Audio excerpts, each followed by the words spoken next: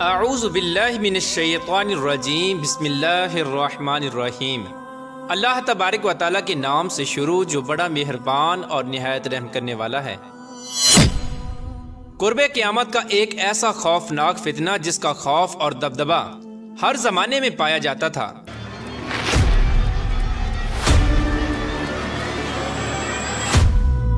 اس فتنے کا ذکر اگر صحابہ کرام کی مجلس میں ہو جاتا تو صحابہ کرام زاروں کی تار رونے لگ جاتے اور اللہ تبارک و تعالیٰ کی پناہ مانگا کرتے۔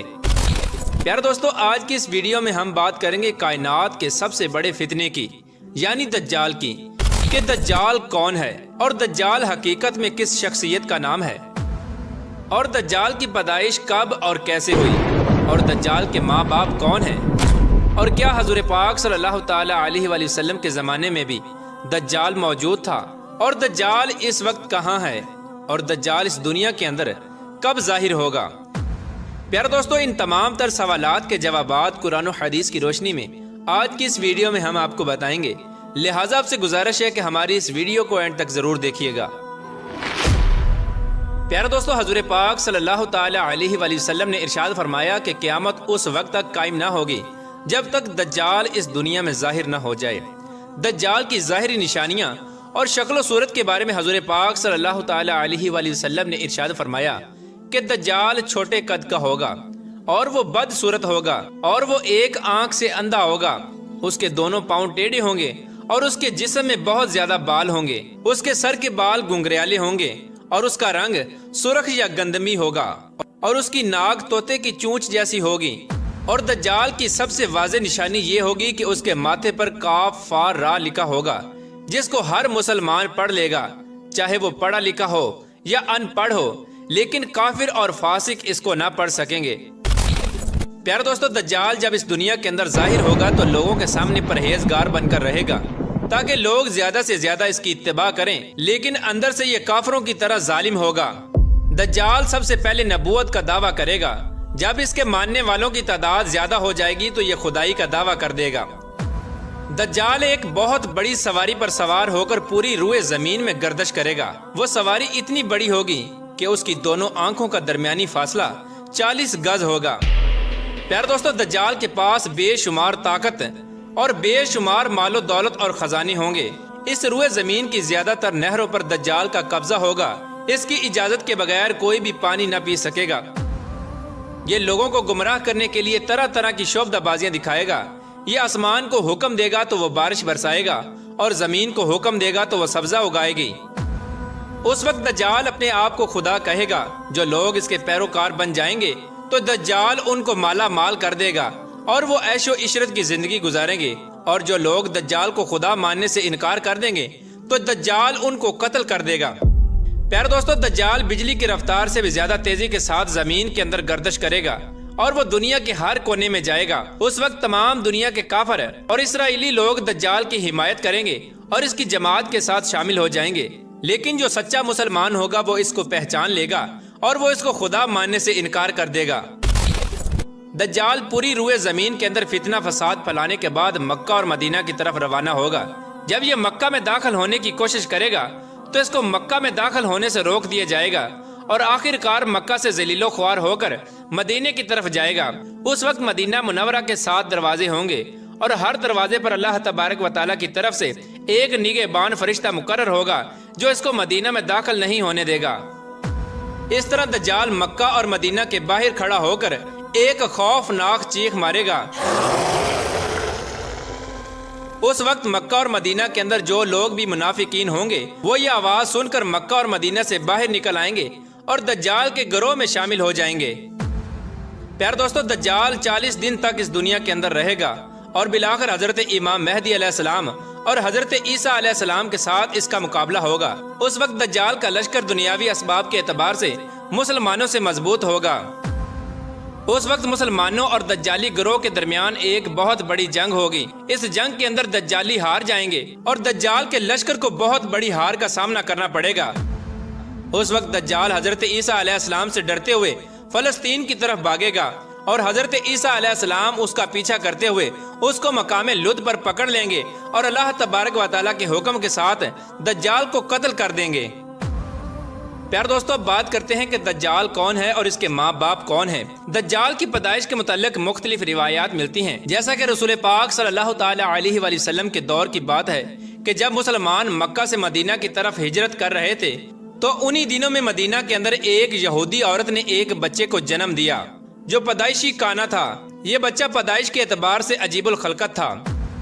بچپن میں یہ مدینے کے اندر بچوں کے ساتھ کھیلا کرتا تھا، لیکن آہستہ آہستہ یہ بچہ مشہور ہونے لگا اور اس نے مدینے کے اندر اپنے اوپر وحی یا القاء آنے کا دعویٰ کر دیا، اور یہ بچہ لوگوں کے ساتھ عجیب و غریب اور پر اسرار باتیں کرنے لگا۔ جب اس کی ماں کو اس بات کا علم ہوا تو اس کی ماں حضور پاک صلی اللہ تعالی علیہ وآلہ وسلم کے پاس آئی اور اپنے بیٹے کا سارا حال حضور پاک صلی اللہ تعالی علیہ وآلہ وسلم کو بتایا، اور اس بچے کی ماں حضور پاک صلی اللہ تعالی علیہ وآلہ وسلم سے یہ گزارش کرنے لگی کہ آپ اس کا معائنہ کریں کہ یہ کیا کر رہا ہے۔ ایک دن حضور پاک صلی اللہ تعالی علیہ وآلہ وسلم صحابہ کرام کے ہمراہ اس بچے کا معائنہ کرنے کے لیے اس کے گھر کی طرف روانہ ہوئے تو آپ نے رستے میں اس بچے کو انصاری بچوں کے ساتھ کھیلتے ہوئے دیکھا۔ اس بچے کا نام ابن سیاد تھا۔ اس وقت حضور پاک صلی اللہ تعالی علیہ وآلہ وسلم کے ساتھ عمر ابن خطاب رضی اللہ تعالی عنہ اور دیگر صحابہ کرام بھی موجود تھے۔ اس وقت ابن سیاد بلوغت کے قریب تھا لیکن جوان نہیں ہوا تھا۔ حضور پاک صلی اللہ تعالی علیہ وآلہ وسلم اس کے قریب گئے لیکن اس کو پتہ نہ چلا، تو آپ صلی اللہ تعالی علیہ وآلہ وسلم نے اس کی کمر پر ایک ضرب لگائی اور ابن سیاد سے فرمایا، کیا تم گواہی دیتے ہو کہ میں اللہ کا رسول ہوں؟ تو ابن سیاد نے آپ صلی اللہ تعالی علیہ وآلہ وسلم کی طرف دیکھا اور کہا کہ میں گواہی دیتا ہوں کہ آپ اللہ کے رسول ہیں۔ پھر ابن سیاد نے حضور پاک صلی اللہ تعالی علیہ وآلہ وسلم سے کہا کہ کیا آپ گواہی دیتے ہیں کہ میں اللہ کا رسول ہوں؟ تو آپ صلی اللہ تعالی علیہ وآلہ وسلم نے ابن سیاد کو چھوڑ دیا اور فرمایا کہ میں اللہ اور اس کے رسولوں پر ایمان لایا۔ اس کے بعد نبی پاک صلی اللہ تعالی علیہ وآلہ وسلم نے ابن سیاد سے پوچھا کہ تو کیا دیکھتا ہے؟ تو ابن سیاد نے کہا کہ میں سمندر پر عرش دیکھتا ہوں۔ تو اس وقت حضور پاک صلی اللہ تعالی علیہ وآلہ وسلم نے ارشاد فرمایا کہ وہ ابلیس کی چال ہے۔ اس وقت ابن سیاد نے حضور پاک صلی اللہ تعالی علیہ وآلہ وسلم کو بتایا کہ میرے پاس سچی اور جھوٹی خبریں آتی ہیں۔ یہ بات سن کر آپ صلی اللہ تعالی علیہ وآلہ وسلم نے فرمایا، پھر تو تیرا معاملہ الٹ ہو گیا۔ اس کے بعد حضور پاک صلی اللہ تعالی علیہ وآلہ وسلم نے ابن سیاد سے فرمایا کہ میں نے تیرے لیے ایک چھپانے والی چیز چھپائی ہے۔ دراصل اس وقت حضور پاک صلی اللہ تعالی علیہ وآلہ وسلم نے اپنے دل کے اندر لفظ دخان سوچا تھا، تو ابن سیاد حضور پاک صلی اللہ تعالی علیہ وآلہ وسلم سے کہنے لگا کہ آپ نے دل کے اندر جو چیز چھپائی ہے وہ الدخ ہے۔ تو اس پر آپ صلی اللہ تعالی علیہ وآلہ وسلم نے ارشاد فرمایا کہ ذلیل ہو جا، تیری قدرت بڑھ نہیں سکتی۔ اس وقت حضرت عمر رضی اللہ تعالی عنہ نے فرمایا کہ اگر آپ مجھے اجازت دیں تو میں اس کی گردن اڑا دوں۔ اس وقت حضور پاک صلی اللہ تعالی علیہ وآلہ وسلم نے ارشاد فرمایا کہ اسے چھوڑ دو، اگر تو یہ سچا ہے تو اسے قتل نہیں کر سکتا، اور اگر یہ جھوٹا ہے تو اسے قتل کرنے میں کوئی بھلائی نہیں۔ پیار دوستو، مدینے کے لوگ ابن سیاد کے بارے میں یہ کہا کرتے تھے کہ بعض شیاطین اس کے پاس آتے تھے جو اس کو عرش الہی کی خبریں دیا کرتے تھے، جبکہ حضور پاک صلی اللہ تعالی علیہ وآلہ وسلم نے ابن سیاد کے معاملے میں سکونت اختیار کی ہے، کیونکہ آپ صلی اللہ تعالی علیہ وآلہ وسلم کی طرف یہ وحی نہیں کی گئی کہ ابن سیاد کی حقیقت کیا ہے، جبکہ بعض لوگ ابن سیاد کو ہی دجال مانتے ہیں، اور کچھ صحابہ کرام کا خیال بھی یہی تھا۔ اور ایک دوسری روایت میں ملتا ہے کہ حضرت عمر رضی اللہ تعالی عنہ حضور پاک صلی اللہ تعالی علیہ وآلہ وسلم کے سامنے ابن سیاد کو دجال کہا کرتے تھے، لیکن آپ صلی اللہ تعالی علیہ وآلہ وسلم نہ ہی اس بات کا اقرار کرتے اور نہ ہی اس بات کا انکار کرتے۔ پیارے دوستو، ابن سیاد کے اندر ایسی بہت ساری نشانیاں موجود تھیں جو کہ دجال کی نشانیاں تھیں۔ یہی وجہ ہے کہ اس دور کے اندر صحابہ کرام بھی ابن سیاد کو دجال کہا کرتے تھے، اور بعض مفسرین کا یہ کہنا ہے کہ ابن سیاد ہی وہ شخص ہے جو قرب قیامت میں دجال بن کر ظاہر ہوگا۔ حضرت ابو سعید خدری رضی اللہ تعالی عنہ بیان کرتے ہیں کہ ابن سیاد مجھ سے کہنے لگا کہ میں دجال کے ماں باپ کو بھی جانتا ہوں اور دجال کو بھی جانتا ہوں۔ تو اس وقت حضرت ابو سعید خدری رضی اللہ تعالی عنہ نے ابن سیاد سے کہا کہ کیا تو اس بات کو پسند کرتا ہے کہ تو ہی دجال ہو؟ تو اس وقت ابن سیاد نے کہا کہ اگر مجھے دجال بنایا گیا تو میں اس بات کو ناپسند نہیں کروں گا کہ میں دجال بنوں، یعنی کہ میں دجال بننا پسند کروں گا۔ پیارے دوستو، بعض مفسرین کا کہنا ہے کہ ابن سیاد دجال نہیں، کیونکہ یہ بعد میں ایمان لے آیا تھا، بلکہ دجال حضرت سلیمان علیہ السلام کے دور میں جنات اور انسانوں کے ملاپ سے پیدا ہوا تھا اور اس کے ماں باپ کو قتل کر دیا گیا تھا اور دجال کو ایک جزیرے کے اندر قید کر دیا گیا، اور یہ انسانوں اور جنات کے ملاپ سے پیدا ہونے والا بچہ یعنی دجال آج بھی اسی جزیرے کے اندر قید ہے، اور اس کے ساتھی شیطان اس کو ہر بات کی خبر دیتے ہیں۔ دجال کی پیدائش کے بارے میں حضرت امام زرقانی رحمۃ اللہ تعالی علیہ بیان فرماتے ہیں کہ دجال وہ فتنہ ہے جس کو اللہ تبارک و تعالی نے اس وقت پیدا فرمایا جس وقت حضرت آدم علیہ السلام کو جنت سے نکالا گیا تھا، اور دجال کو بنا ماں باپ کے پیدا کیا گیا، اس کا کوئی ماں باپ نہیں۔